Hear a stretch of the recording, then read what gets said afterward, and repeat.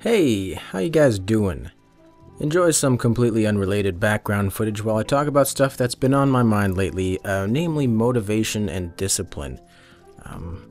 Most people, when they talk about getting things done, making life changes, being productive, they go to motivation and they tell each other how to get motivated, and you have these self-motivation talks, you buy these motivation books, and it's all about how to get motivated, how to get in that mindset of being motivated. It's raining a bit. But I've been reading some stuff online, and I've been thinking, maybe motivation is the wrong approach to doing things you've always wanted to do. And that's where discipline comes in. Discipline and motivation are almost like polar opposites, but you can't really have discipline without some motivation. This guy. Oh my god, it's Phil Kidd. You're famous. Okay, let me see if I can actually summarize this well. It's better to have that motivation after you have the discipline. Now, the biggest problem with motivation is people don't have that motivation to begin with. Like, summoning up motivation from a place of nothing is really, really difficult. Whereas cultivating discipline is something I think most people, if not everyone, can do. The slogan, "Just Do It" by Nike, comes to mind as something simple, yet effective and motivating to be disciplined. See what I'm saying here? Look at all the cameras. Look, friends. They're an interesting dynamic. Now, if you do want to get anything done, there are two basic ways to do it. The first, more popular and usually wrong option, is to try to motivate yourself, and there's a lot of trying involved, and most people fail at this step to begin with. The second, which is a bit more unpopular, but better choice, is to cultivate discipline. This is one of these situations where adopting a different perspective immediately results in superior outcomes. A few uses of the term paradigm shift are actually legitimate, but this one is. It's a light bulb moment that you can cultivate yourself. So what's the difference? Motivation, broadly speaking, operates on the erroneous assumption that a particular mental or emotional state is necessary to complete a task, which is the wrong way around. Discipline, by contrast, separates outward functioning from moods and feelings, and thereby ironically circumventing the problem by consistently improving upon them. You have to replace them, so it's kind of expensive. And then they just don't go fast. Frank, you tired yet?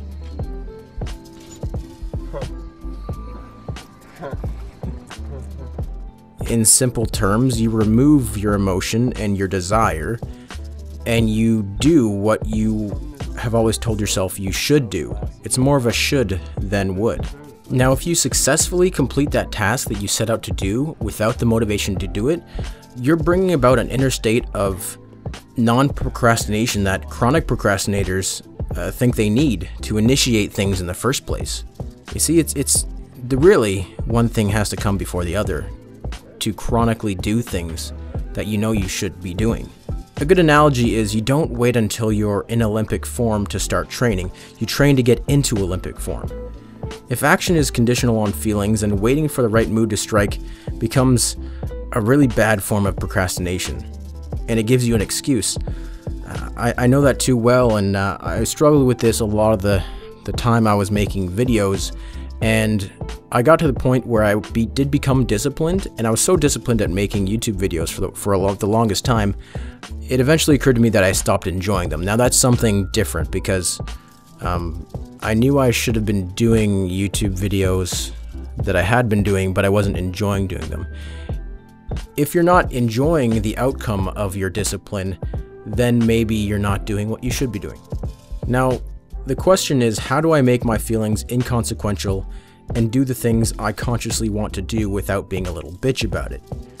The point is to cut the link between feelings and actions and do these things anyway. You get to feel good and buzzed and energetic and eager afterwards. You get those motivational feelings after you do the thing, if that thing is something you'll enjoy doing. Working out is a good example.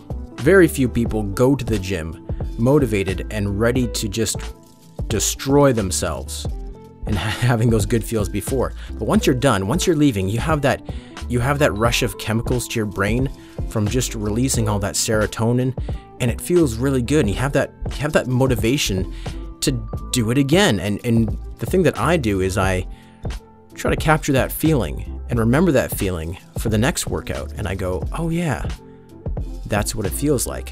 I've got to do this.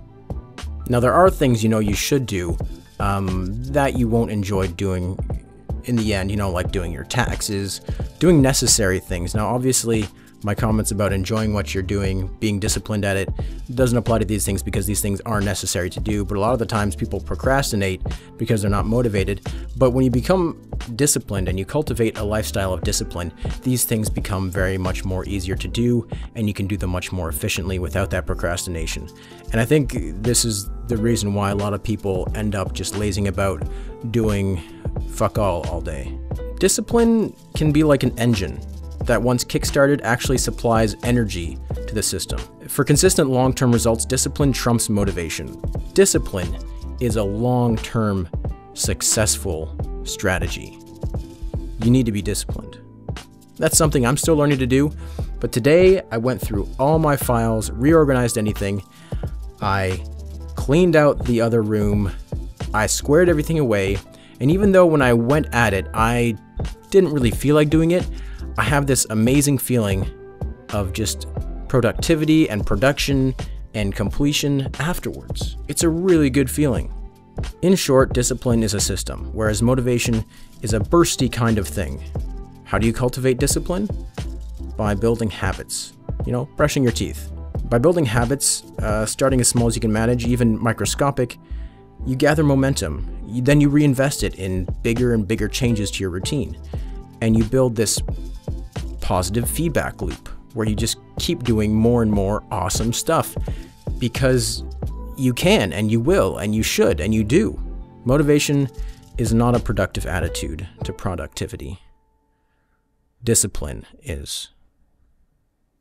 Anyway, some of what I said was taken from wizdomination.com. If you want to check out the full article there, the full blog, I'll link it in the description. It's a really good read. And those are just some of my thoughts on it, with a bit of plagiarism. I'll pass it over to this guy so he can take over. You're probably wondering what I'm doing to my room at this moment. Actually just doing a bit of reorganizing. He'll explain. Take it away, Phil. Here we go.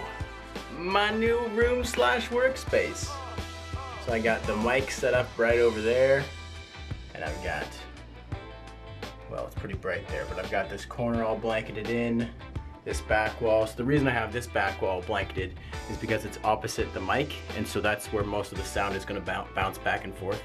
So I have the two walls super blanketed, and as you can hear, it's pretty dead, fairly dead. It could use some improvement, but it's much better than what my office was.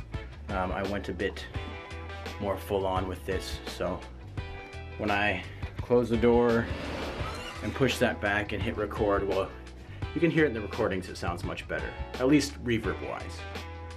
But actually, for a quick reference, I'll show you what the empty office sounds like. Right. And boom! This is what's left of the old office. It is completely empty, but you can definitely hear what it sounds like to speak in a room that has no dampening. Anyway, thanks for watching, guys. Look forward to seeing you next time. Till then, stay chill, stay frosty. Take care.